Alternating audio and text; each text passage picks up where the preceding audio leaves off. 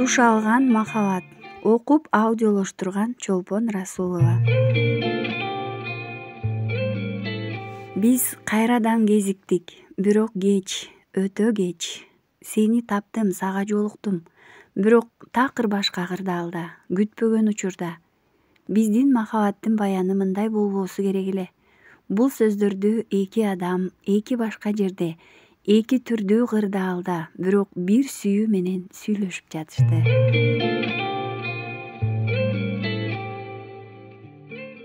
Түнү бою кирпик какпай отурган Ильяс таңга жуук уктап кеткен экен. Чачтарынан сылаган жылуу колдорду сезип, башын көтөрдү. Иш столуна өбөктөп уктаган экен. Чарчадың го, бир аз. Эс аларсың балким. Өзүнө камкор боло тынчсызданган жубайынын колдорун кармап өбөп койду. Жумушумду билесиң го. Мен атама айтсамчы, Ильяс, балким сага эмгек эргүү берет. Өзүң айткандай чет жака чыгып, эс алып келмекпиз да. Жубайы чын дилден баргысы келип кубанып айтты. Жароокерлене эки колун жолдошунун мойнуна арта калып, көзүн ирмебей карап турат. Айжандын көзүндөгү ошол кубанычты күбө албайын деп атайы акырын унчукту. Айжан, атаңды аралаштырбачы суранам. Эмне экен? Өзү тойдон кийин эле жумушка чыгып кеттиң. Сөз беремин, эс алууга чыгабыз. Таарына ары карап турган келинчегин өзүнө тарта маңдайынан өп жатып сүйлөдү. Ильястын кең көкүрөгүнө башын жөлөгөн калыбында ууртунда жылмайып, ушул бактына эле ичинен 1000 мерте шүгүр келтирип жатты Айжан. Ананчы, ушул күнгө жеткичекти эмне деген азаптарды кечип өтпөдү эле. Сен гана жанымда болчу мени менен. Ошол өзү мага чексиз бакыт деп жатты ичинде. Кофеле берчи, кечиктим. Макул жүрө кой. Мен азыр жуунуп түшөм деген Ильяс кечеги күндү, кечеги жолугушууну эстеди. Кечеги көздөр так эле 10 жыл мурункудай кумарлуу, тунук, ошол эле убакта сулуу көздөр. Өзүнө күндүзү тынчтык, түндөсү уйку бербей далай азапка салган баягы көздөр. Эми унутулуп баратканда кезиккенин кара. Унутулду беле? Жок, кантип унутсун? Өзүн жөн эле алдап жүргөн окшобойбу? Унуттум деп.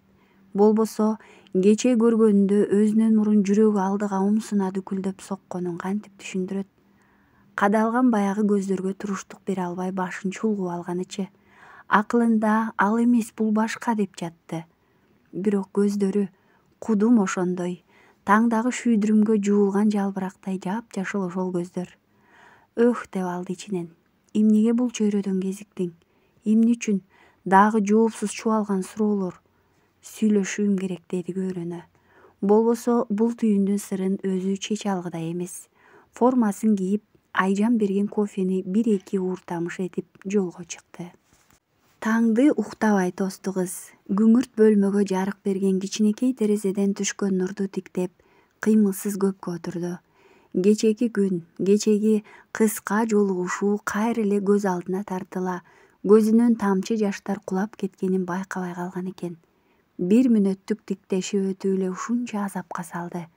Анын алдында туруу, жалындап күйгөн каректерине батынып карап, Ильястын бүтпөгөн суроолоруна жооп берүү тирүүлүктүн тозогу болот окшобойбу? Тамагы ачуу жашка муунганда, деди бир чети өзүнө таң кала, кайра кубангандай. Демек менде али жүрөк бар, деди шыбырап. Бул сүйлөмдө жана көз жашта анын кубанганы же кайгырганы белгисиз эле. Адам канчалык күчтүү, эрктүү болгону менен анын эч билбес, өзгөчө назик, өзгөчө сезимтал, аялуу дүйнөсү болот эмеспи?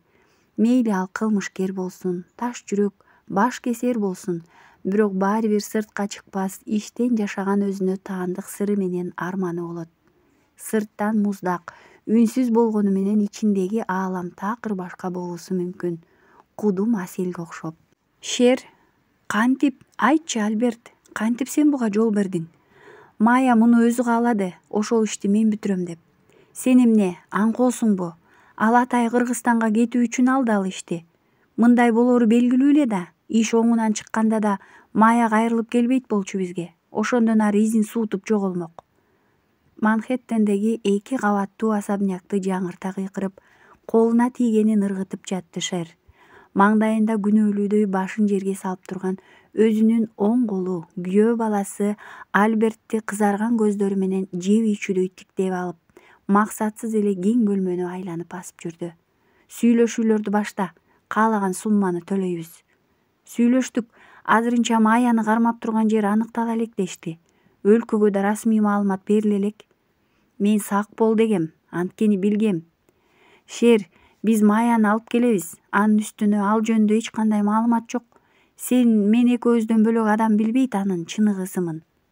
Ушул жерде экөө тең жаңылышкан болчу. Дагы бир үчүнчү адам кыз тууралуу билерин ойлоруна келтиришпеди. Ошол күтүүсүз пайда болгон үчүнчү адам булардын бардык пландарын, жок жашоолорун бүтүндөй өзгөртүп жибереринен али кабары жок болчу. Тагдыр ушундай калпыс бурулуш менен сюрприздерге бай келет. Ошондуктан табышмактуу дүйнө деп айтылат чыгар. Мая кармалды. Бул кабар өлкөдөгү укук коргоо органдарынын мекемелерине желдей тарады. Бирок расмий маалымат берип ачыктоо эрте. Анткени алдыда эмнелер болуп кетери белгисиз. Мыйзамдагы ууру мафиоз Шер деген кайман аты менен белгилүү болгон таасирдүү адамдын жалгыз кызы. Наркобарон, Крим дүйнөдөгү жогорку даража өз ордунда ээ Альберттин аялы Мая. Шер, Альберт, Мая. Бул үчөө тууралуу эч жерде эч кандай маалымат жазылган эмес. Жада калса фамилиясы да жок. Баарын сыр тутуп келишет. Жөн гана ысымдар айтылып келет. Жада калса бул ысымдар алардын чыныгы ысымыбы же кайманабы, бул да белгисиз.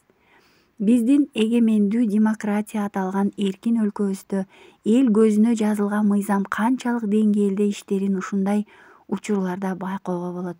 Анткени мыйзамды да, бийликтин негизги бутагын түзгөн да кылмыш дүйнөсүнүн өкүлдөрү. Ошондуктан колго түшкөн Мая жөнүндө азыр эки тарап, эки жаат болуп бөлүнгөн учур.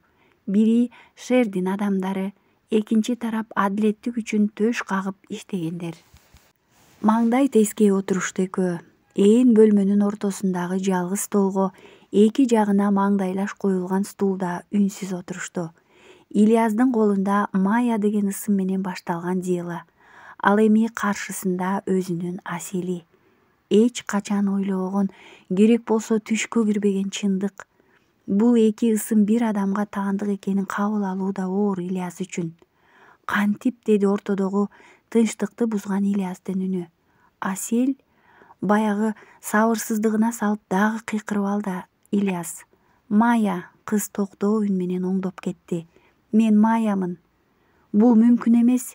Сени мен тааныбай калганга чейин акылымдан ажырай элекмин, билсең, Асел. Билесиңби, сени канча жыл издедим? Билесиңби, бул ысым менен канча жыл оорудум? 10 жыл. Оңой угулуп жатабы сага? Тынымсыз издедим.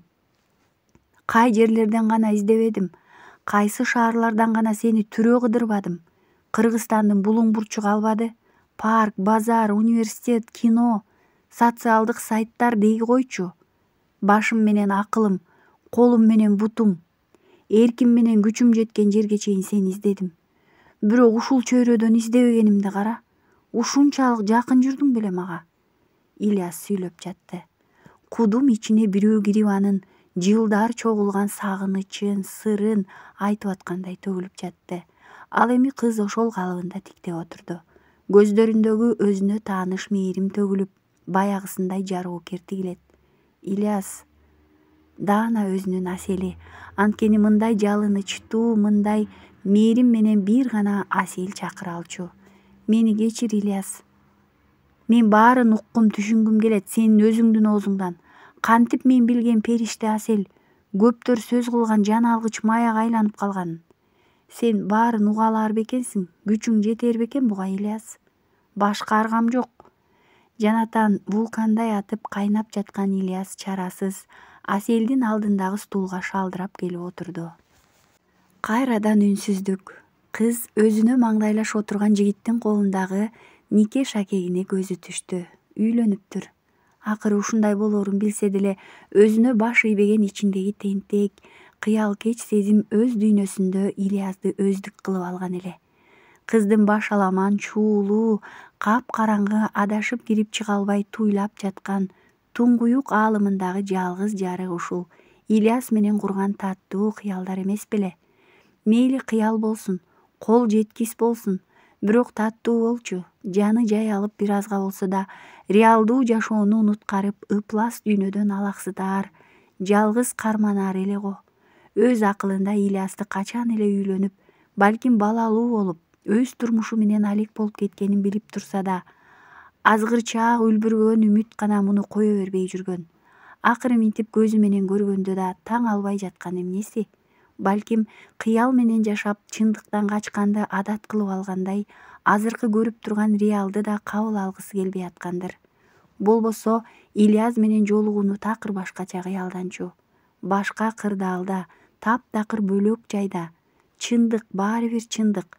Аны 1000 ирет жаап, анда миллион жолу качсаң да алдыңдан чыга берет экен го. Балким Ильяс жылдар бою Аселди унутпай, жүрөгүнөн алып сала албай издеп жүргөнүн кыз да жүрөгү менен туйгандыр.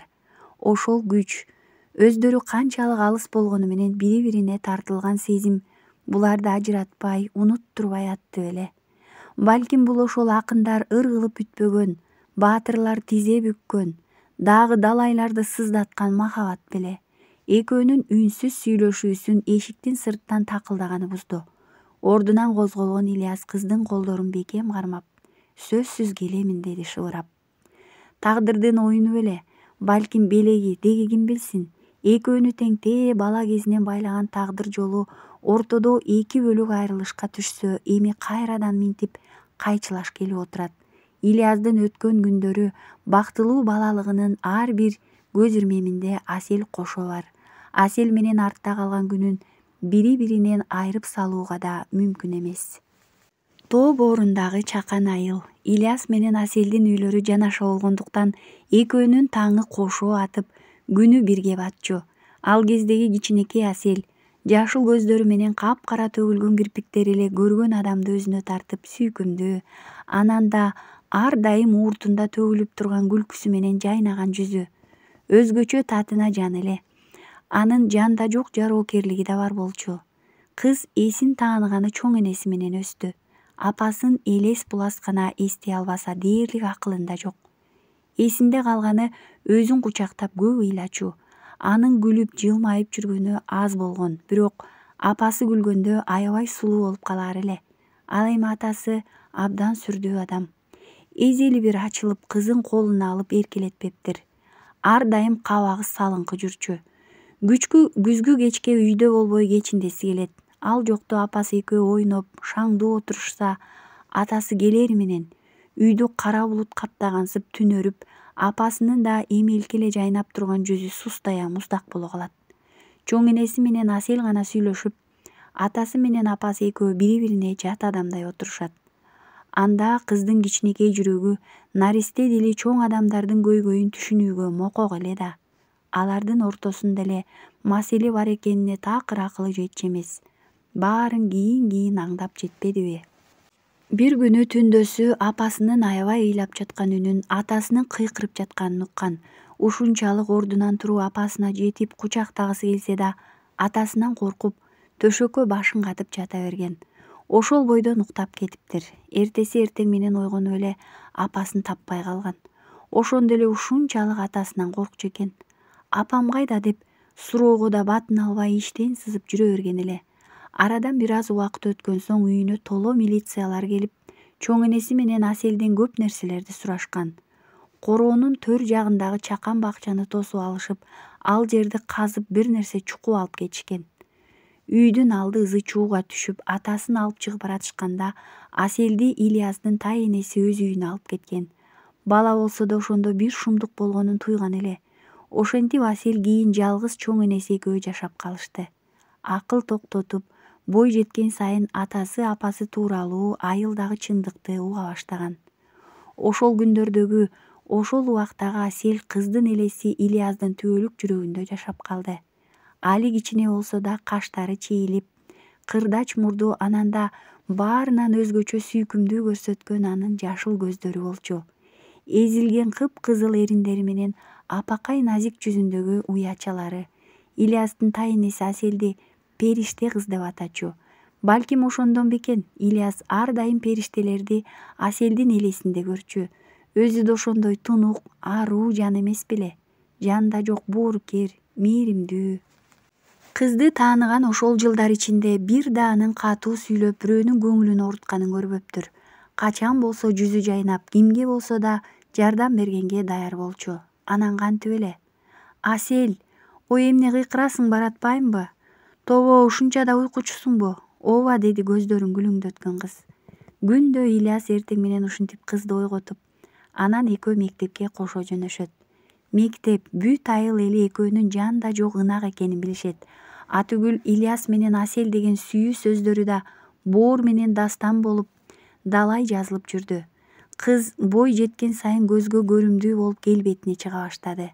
Айылда жанагы Канкордун кызы айдай сулуу болуптур деген кептер күбүр шыбыр жүрө баштады. Башында Канкордун кызы деген сөзгө теригип, кээде ыйласа, кээде уруша кетип жүргөн кыз кийин бул сөздөргө көндүбү же моюн калдыбы белгисиз. Айтор мурункусундай терикпей кулак сыртынан кетирип коюп, адатынча жылмайып гана жүрө турган болду. Ошондой бейкапар тынч күндөрүндө кайрадан кыздын жашоосу оодарылып, башка нукка бурулду. Ал күнү кадимкидей чоң энеси экөө кечки тамакты жеп божурашып, кыз энесини эркелей тизесинде жаткан болчу. Энесинин бырыш баскан бирок ошентсе да жылуу колдору чачтарын сылап, уйкуга көшүлө магдырап баратат. Бир убакта эшик ачылып, атасы кирип келсе болобу? Кыйкырып ордунан кантип атып турганын билбей калды Асел. Өзү да албурлуу күрсүйгөн неме башына кара спорттук кепка кийип эшик оозунда үңүрөй карап турганын көргөн адамдын үрөйүн учурат. Бектен балам, аңгыча энеси эсине келип уулун басып жыгылды. Көпкө кучакташып, ыйлап көрүшкөн энеси ичкериден чыныга суу көтөрүп, уулунун башынан айландырып, күбүрөнө дуба кылып ичкери киргизди. Кантсе да эне эмеспи? Көрсө биздин жаманыбызга да, жакшыбызга да түткөн жалгыз эне болот турбайбы? Көктөн келесиңби, көрдөн келесиңби, энең гана кубанып тосуп, дасторкон жайып тамагын берет экен го. Ошол сыңары Жамиля эне да түрмөдөн чыккан уулун кучагын жайып тосуп алып, чебелектеп алдына тамагын коюп айланып жүрөт. Чекеде бурчта тыгылып турган Асел гана бул адамды эч эле өзүнүн атасы катары таң албай турду. Жүрөгү негедир эзилген жок, сагынып ыйлаган да жок. Жөн гана энеси айланчыктап жүргөн адамды жат кишидей көзүн албай тиктеп турду. Бир убакта өзүн теше тиктеген көздөрдү сезген Бектен бери бурулуп кызына колун сунду да «Асел» деди жумшак үн менен. Кыз жооп бергендин ордуна өз бөлмөсүнө чуркап кетти. Апасына окшоп деген Бектен муштумун түйдү. Эмне, көк дейсиңби апасындай? Мээрин берчи бир аз балага, анан сага ийилет. Кундуздун көчүрмөсү болуптур кызым апа. Көздөрүн карасаң, көзү менен мүнөзү гана окшобосо калганы сени алган. Жакшымдан калган жалгыз эрмегим ушул. Кундузум да ушундай созулган жумшак мүнөз эмес беле? Жамиля эненин кайра эле көзүнөн чолок жаш тамып, аны башындагы жоолугунун ылдый түшкөн бир бурчуна аарчып жатып сүйлөдү. Апа, кайра баштабачы. Баштабаганда эмне? Назик немени не анча кордодуң экен? Андан көрө кетирип ийсең, сен деле темир артына кетмек эмессиң. Кетирип дейсиңби? Тиги көңүлдөшү менен жыргап жашап алуу үчүнбү? Эч качан. Далилдей алдыңбы, балам? Кундуз андай жолго барчу аял эмес болчу. Келинимди каралашты. Сен ага ишендиң. Сенин күчтүү сүйүүңдү кайра өзүңө каршы колдонушту, балам. Тунжураган тынчтык. Өлтүрүү оюмда жок эле, деди бир убакта оор үшкүргөн Бектен үнүн пас чыгарып. Ачуумду баса албай, кызганыч мээримди курттай жеп, өзү да көгөргөн бойдон ийилбей койбодубу? Бир эле жолу кечирим сураса балким. Апа, мен каалаган жок элем Кундузду өлтүрүүнү. Бектен ыза аралаш сүйлөп жатты. Анын сөздөрү ушунчалык аянычтуу эле. Мунун баарын эшик артында угуп турган Аселдин кичинекей назик жүрөгү өзүнө сыйдыра албай жатты. Жана атасы чакырганда бөлмөсүндөгү атайы атасына арнап жасаган белек үчүн чуркап кеткен эле. Колундагы рамкага тартылган апасы үчөөнүн сүрөтүн бооруна кыса, кайра бөлмөсүндөгү эски керебетке кулады. Өксү ыйлап жатты. Демек, элдердин сөзү чын экен да. Атам чын эле апамды өлтүргөн экен. Мен Каңкордун кызымын. Жуурканына башын катып, көпкө чейин өпкө ага ыйлап жатып уйкуга кетти. Аселдин таза дүйнөсүнө биринчи так салган, андагы биринчи кыямат ушул чындык болчу. Ошондо мындан өткөн азап барбы деген дили андан кийин канча кыйноо, канча запкыларды жеди. Көрсө ал тумандуу келечегинин табышмактуу жашоосунун башталышы гана экен го. Ошол бойдон Аселдин атасы булар менен жашап калды. Энеси элди чакырып түлөө өткөрдү. Бектен жакшы эле кызына жумшак болууга, анын тилин таап кетүүгө аракет жасаганы менен анда майнап чыккан жок. Ал канчалык кызына жакындаган сайын Асел ошончолук өзүн ала качып турган болду. Асел, атаң эми силер менен турабы, деди Ильяс бир күнү сабактан кайтып келе жатып. Билбеймин. Ооз учунда жооп берген кыз ийнем куушурду. Ал сени урушпай элеби? Ильяс акырын кыздын жүзүнө тигилип сурады. Жок. Асел баягысынан жазбай кайдыгер унчукту. Чын айтсаң, балким. Ильяс бир нерсени айта албай жаткандай буйдала калды эле Асел. Өлтүрүп койбосун сени да дейсиңби? Жок. Андай коркунуч жок. Мен антейин деген жокмун. Тайынем сарсанаа болуп деп келе жаткан Ильястын сөзүн бөлдү кыз. Сарсанаа болбогула баары жайында, деди да чуркап кетти. Чын эле баары жайындабы? Асел атасынын турган турпатынан эле коркот. Эч качан атасы үйдө жалгыз болгондо үйгө кирчү эмес. Сумкасын артына илип баягы өзү кичине кезинде топ милициялар келип казып кеткен короонун төрүндөгү алма бактын түбүнө келип отуруп алат. Андан бери канча убакыт өттү. Бирок негедир ошол казылган жер ошол бойдон калды. Чөп да өскөн жок. Анын үстүндөгү алма багы ошол күндөн куурап бараткандай, мөмө да байлабады. Күндөр өтүп жатты. Асел кыз бой жеткен сайын анын өзгөчө сулуулугун баарын сезе баштаган. Айрыкча жогорку класстын балдары. Ильяс кыздын айынан канча токмок жеди экен. Аны кооруйм деп. Асел чын эле өзгөчө болчу. Анын өзүнүн өзгө дүйнөсү, кудум башка ааламы бардай. Эч кимге кошулбайт. Башка кыздар менен бир шарактап деле күлбөйт. Деги бирөөгө сүйлөбөйт. Ар дайым ууртунда болор болбос күлкү төгүлүп, бирок сулуу, ошол эле учурда сүрдүү, жашыл көздөрү гана муңайып жүрөт. Асел, айтсаң дагы чогуу болобуз, Ильястын кокустан берген бул суроосуна таң калган кыз аны көпкө тигилип карап турду. Ошондогу Аселдин көздөрү Ильясты бир өмүр акылынан ажыратты. Анын ушул тиктешинин кулуна айланды. Азыр кийин бир канча жылдардан соң деги өмүрүнүн акырына чейин бул көздөрдү сагынып, издеп анан ушинтип бир тигилип алуу үчүн гана не деген азап тартаарын али түшүнө элек. Түшүнгөндөчү анда азыр ушул мүнөттөрдө баш тартмак беле. Ушул убакта эле Аселге ыктабай тескерисинче оолак качмак беле. Ильяс эч качан минтип ойлоп көрбөгөн экен. Кайра Аселди билбей, жолукпай, аны сүйбөй, анын жоктугун сезип жашоону бактысыздык деп түшүнчү. Жап-жашыл бакырайган тунук көздөр, не бир сырдуу түпсүз, бой таштап чөгүп кетти ошол көздөргө, түбөлүк. Эмнеге минтип сурадың, деди кыз көздөрүн алдын алып тиктеп. Биз дайым чогуу болуу үчүн жаралганбыз да, деди жигит да ишенимдүү. Чын элеби? Кыз шоктоно кайра суроо салды. Ананчы? Биз Ильяс менен Аселбиз да. Белгилүү улуу жазуучубуз Айтматов жазган Ильяс менен Асел. Жигит да үнүн шаңдуу чыгарып башын който, бир колун өйдө көтөрө жооп берди. Анын бул кылыгын көз кырында карап турган Асел кайра. Бирок алар бир болушпайт да, деди. Биз бир болобуз. Андагы Ильяс Асел үчүн аракет кылбаган, аны сактап кала албады. Сенчи, деди кыз шашыла, Ильястын сөзүн бөлүп, кабатырланып үн менен. Анын дирилдеп чыккан үнүндө коркунуч да, толкундоо да жаткан. Билдирбей жүргөнү менен кыздын өз дүйнөсүндө Ильяс өзгөчө орун ээлеп, чоң тамгалар менен өчпөс болуп жазылган эле. Болгону кыз сезимдерин, эмоциясын эч качан сыртка чыгарбаган. Менби, деди Ильяс да токтоо үн менен тамагын кыра. Эмелки экөөнүн жүздөрүндө турган шоктук, балалык, баяолук жоголуп, кудум, маанилүү чечим кабыл алып жаткан чоң адамдардай олуттуу боло калышты. Мен эч качан сени жалгыз калтырбаймын. Сени капа кылбаймын. Бирөөгө да капа кылдыртпаймын. Мен сенин жаныңда түбөлүк болом. Сөз бересиңби? Аселдин бул сөзү суроо эмес, өтүнүчтөй туюлду жигитке. Сөз берем, деди Ильяс, кызга жакын келип шыбырап. Экөө ошол Аселдин алма багынын астында турду. Салкын соккон айдарым жел экөөнүн саамайынан назик сылап өттү. Асел апасы дайым жанында экенин мына ушинтип гана сезчү. Азыр да кызынын кубанычына шерик боло, бар экенин, дайыма чогуу экенин билдирип өткөндөй. Бул убакта алар болгону 16 жашта болчу. Кандай гана чок, кандай гана сонун курак. Кана эле баары мына ушинтип таттуу кыял, арзуу менен соңуна чыкса.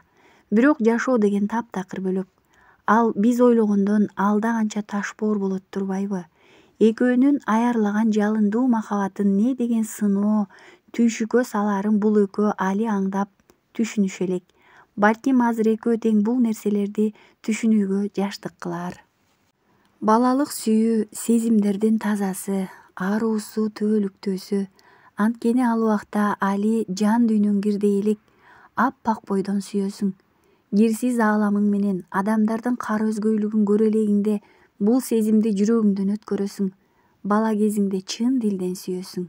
Мансабына же келбетине, балким пайдасына карап сүйүүнү билбеген учурда тунук күлкүсү үчүн таза көздөрүн карап жөн гана сүйөсүң. Ильяс менен Аселдин сезимдери ошондой болчу. Жашоодо чанда гана кездешкен, балким азыркы заманда кездешпеген сезим. Асел математика сабагынан негедир жакшы окуй алчу эмес, түшүнбөйт болчу. Ал эми Ильяс кыргыз адабиятынан. Ар дайым Ильяс кыздын математикасын карап берсе, Асел Ильяска дил баян жазып берчү. Экөө балалыктын алгачкы бакытын бирге татышкан. Мектеп босогосун жетелешип бирге аттап, биринчи коңгуроону, биринчи тамганы, биринчи мугалимди бирге таанышкан, бирге көрүшкөн. Ошондой эле алгачкы махабаттын таттуу даамын, ширин кыялын бирге сүрүшпөдү беле. Сабактан соң классташтар менен бирге мектептин бакчасында отуруп кечке жакын үйгө кайтып келе жатышкан экөө Аселдердин үйүнүн тушунда капкара жол тандабас турганын көрүштү. Силердин үйгө келгенби, деди Ильяс. Ошондой го, деди Асел, оозу бош таң кала. Туугандарыңар бар беле? Жок. Асел балким тайенең келгендир.